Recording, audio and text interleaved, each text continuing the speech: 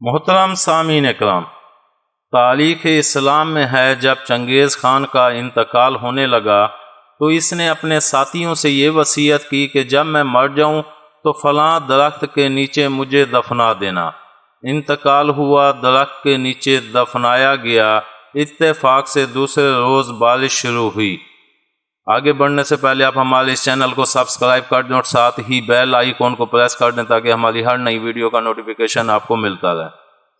اور 6 ماہ تک بارش ہوتی رہی۔ وہ جگہ جنگل میں تبدیل ہو گئی اور وہ درخت اس جنگل میں مل گیا۔ لوگوں کو پتہ نہ رہا کہ چنگیز خان کو کس درخت کے نیچے دفنایا گیا تھا۔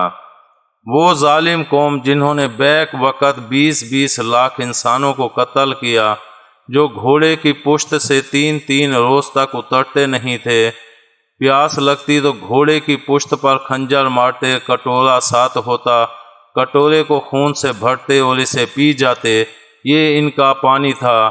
آج ان کے سردار کی قبر کا ٹھکانہ نہیں۔ خطبات حکیم الاسلام میں مولانا قاری محمد طیب صاحب رحمۃ اللہ علیہ نے لکھا ہے کہ سکندر اعظم کی قبر عراق کے بابل کے کھنڈرات میں ہے، لیکن قبرستان میں کوئی صحیح قبر نہیں بتا سکتا۔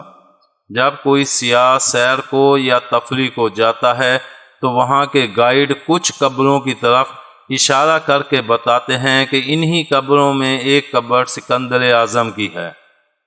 جس انسان نے دنیا فتح کی، آج اس کی قبر کی نشاندہی مشکل ہے۔ اس لیے انسان اپنے ایمان اور اعمال بنانے کی فکر کرے اور اللہ کی بارگاہ میں اتنا مقبول ہو جائے کہ لوگ اس کے لیے دعا کریں۔ امید ہے آپ کو ہماری یہ ویڈیو پسند آئی ہوگی۔ پسند آنے کی صورت میں لائک کریں، کمنٹ کریں اور شیئر کرنا مت بھولیں۔ ملتے ہیں اگلی ویڈیو تک۔ اللہ حافظ۔